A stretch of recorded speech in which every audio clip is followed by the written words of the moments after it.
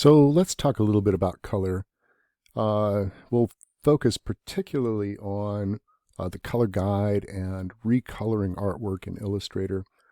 But just a quick note about color modes first. It's really important that you are aware of what color mode you're working in.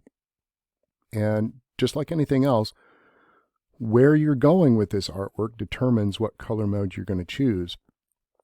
So when you first create a new document, if you, for instance, go to the mobile section, you're going to notice down here in that dialog box that it's going to set a color mode and set the raster effects for a certain resolution.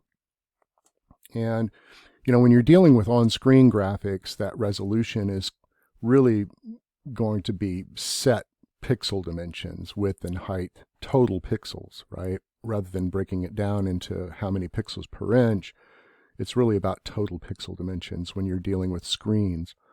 You're really only ever dealing with pixels per inch when you're dealing with print.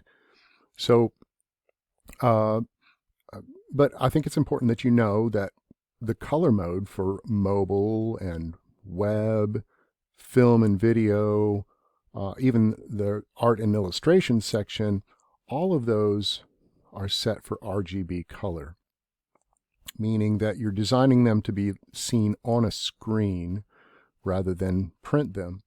Now, obviously, art and illustration can be printed, in which case you may have to do a little bit of modification before all is said and done to get it to print properly. But for the most part, it's only when you know that you're going to print the thing professionally that you should choose a different color mode, which is CMYK. And I should back up for a second, right? If you're designing for the web, for instance, what does RGB stand for? Red, green, blue. This is light. Color is derived from light in all of its forms, but in this case, a screen is going to be producing that light and beaming it directly to your eye. This is the additive color model. In other words, like light adds up to a certain wavelength. So you're focused on using RGB when you know you're designing for screens. Now, when you switch to a print project, you're going to notice that CMYK color mode. These are printer's inks: cyan, magenta, yellow, and K stands for black, the key color. And you're also going to notice the raster effects are set for high, 300 pixels per inch instead of 72. This is again because professional print jobs require higher resolution images. And not every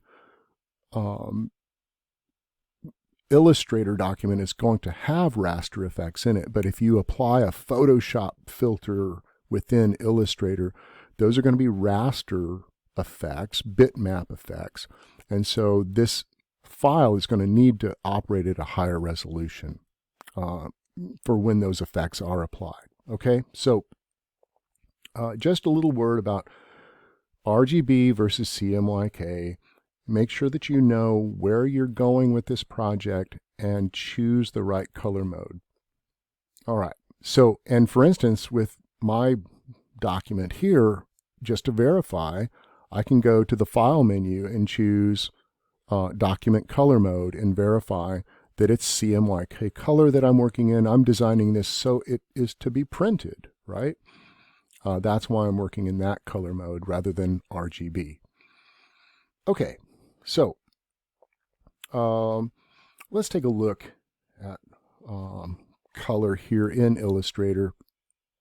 I have the Swatches panel open, and I have all sorts of colors here. And if I hover over some of these colors at the top, you're going to see they're CMYK colors, right? I'm using a CMYK palette for my CMYK document. So it's really important, again, that you kind of pay attention to these things. And by the way, there are color libraries, swatch libraries available. If you look at the bottom of your Swatches panel, right here, you can click on that and choose from all sorts of swatch libraries. And the default swatches kind of correspond to those categories that I showed you earlier when you're creating a new document. So the print swatch library is going to have CMYK colors in it, right? Or if I go and I were to choose, again from the default swatches, say web, right? If I look here, these are going to be RGB numbers for that base set of colors, right? Speaking of printing, you may need to use Pantone Colors. From the same library setup, you can find this under Color Books, and I opened up the Pantone Solid Coated library, right?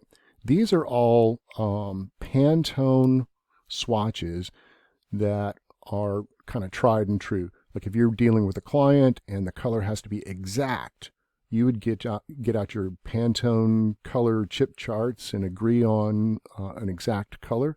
And you can find that exact number here. Like for instance, if I needed for some of these purples or to be very precise, I could choose like a very precise number.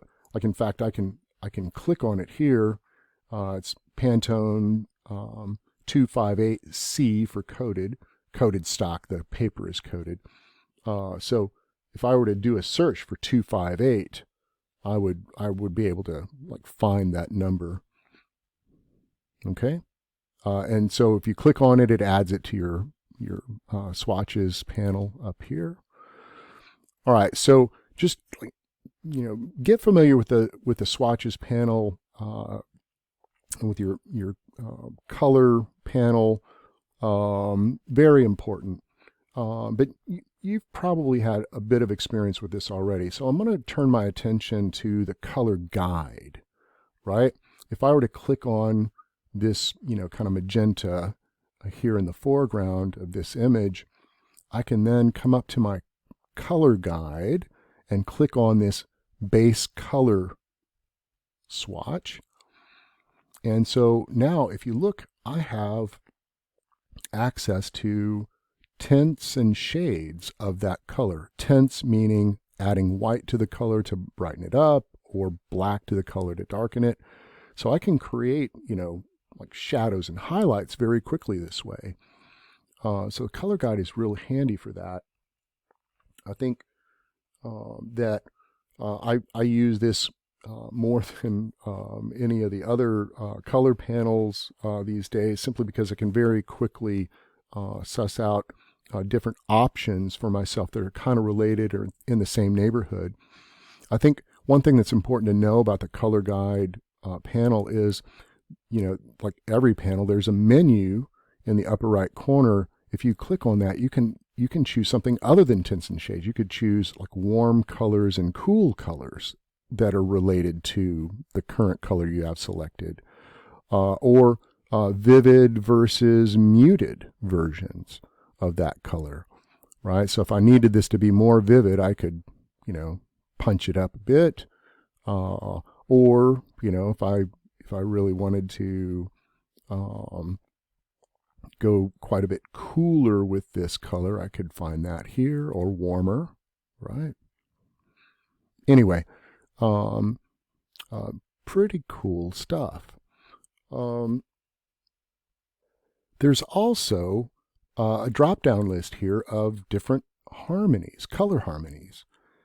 So if I wanted to take a look at like complementary colors associated with the one that I have selected, like magenta, it's going to be like yellow greens that are the complementary color to that. And so again, there's a range of colors that I can choose from if I wanted to complement this. Or I could go and look at an analogous color scheme where all the colors are very similar. I could do a tetrad where I grab colors from the four corners of the color wheel, right? So this is, again, a very quick way for me to explore options associated with the color that I've selected, right? And remember, select the object with the color fill that you are dealing with, and then click on this base color button to create the associated content, the associated palette. Okay, very handy stuff. So now I want to take a look at recoloring artwork, which is something that Illustrator does fantastically well. It's a bit of a complicated, kind of intimidating panel to get used to, but don't let it daunt you. I'm going to select all of the image here, like Command A would select all. And I'm going to come over here to my Properties panel. And down near the bottom is the Recolor Artwork button. I can click on that, and up comes that really intimidating, large dialog box. But it's, you get used to it. It's not as daunting as you might think. Well, first of all, I want to call your attention to the right-hand side. There are several color groups that I've already saved that are, that I have access to in my swatches. This Desert Sunset color group is one that I created for this image, right? But here's the daytime version that I created as well. I could click on that and it changes all of the colors. I guess I should show you right quick. Let me cancel this. If you have all of the images, all of the objects selected in the image, you go to the Swatches panel. You can actually click on the New Color Group button and give it a name. Blah, right? So I've just created a new color group with the colors that I had selected currently, right? I'm going to put that in the trash. I don't need that because I've already got it right here. And oh, by the way, like in the color guide, you could also, create a color group as well. Anyway, back to recoloring the artwork. So, again, there you've got each one of these color groups that have been created and saved in my swatches. I can have access to them here on the right, so that's convenient. Now over on the left, things get interesting. Like these are all of the colors currently in the document, right?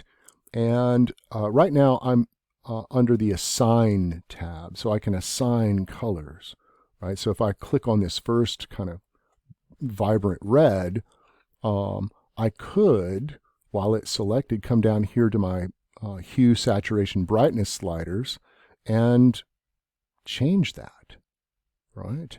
You see that red in the sky change to yellow or orange or wherever I drop that hue slider. Or I could desaturate it a bit. See that? Lower the saturation. Or darken it with the brightness slider.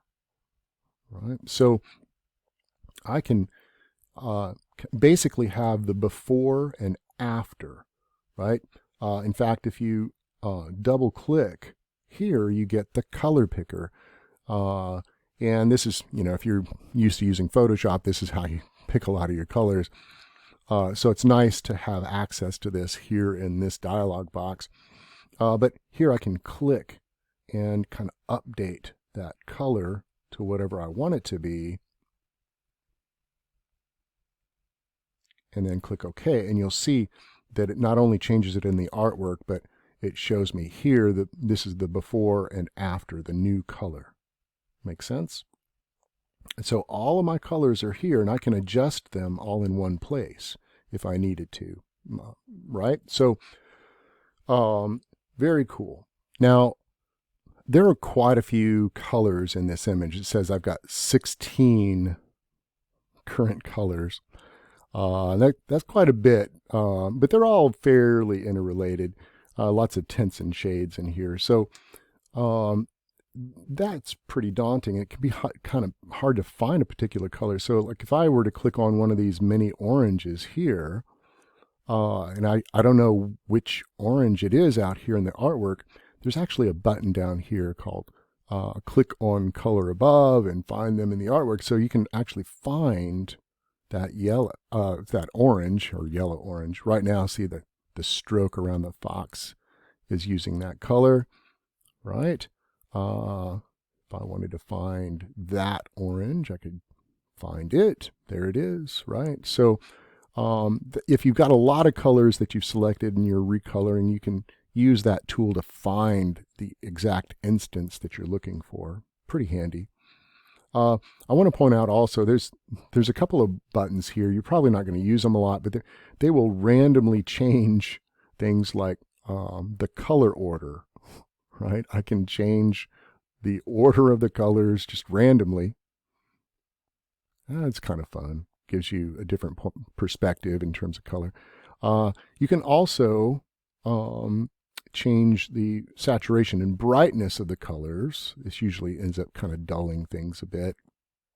So you can just experiment if you'd like. If you're kind of stuck and you're looking for something interesting, you could try those.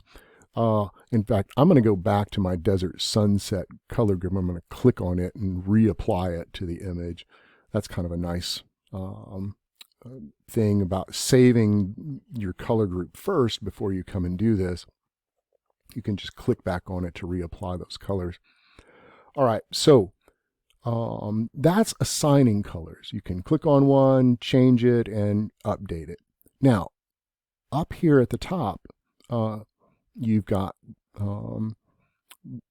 the edit button, and this allows you to see the entire color wheel and how each one of the colors that are being used is laid out on that color wheel.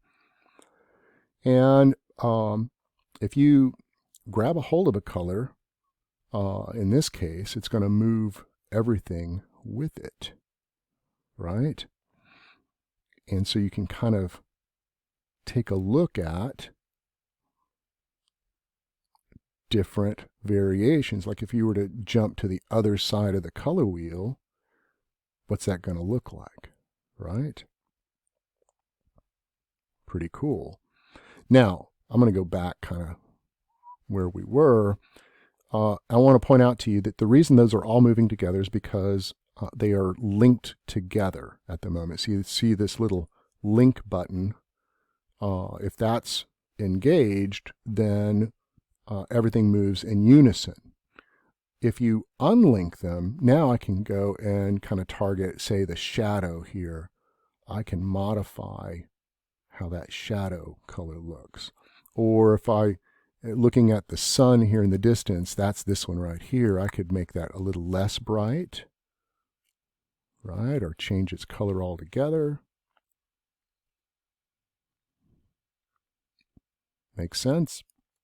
So individual access to those colors, as well as if you link them together, you can create an entirely new relationship in terms of where these colors fall on the color wheel, completely change the mood if you want.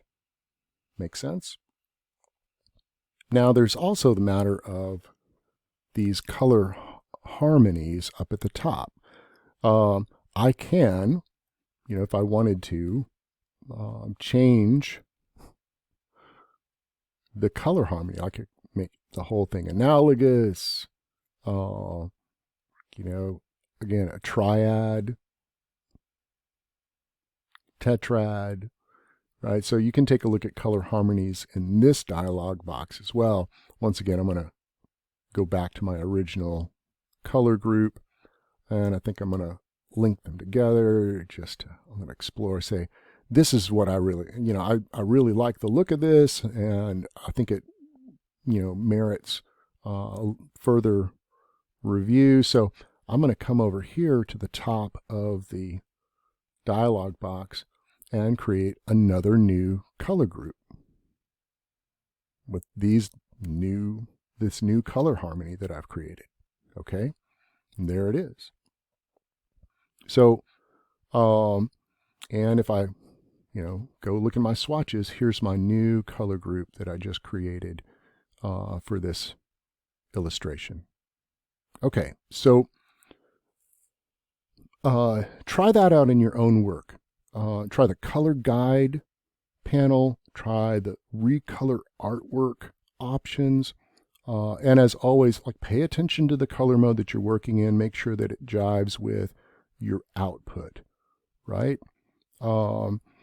Anyway, good luck. Go explore and have some fun.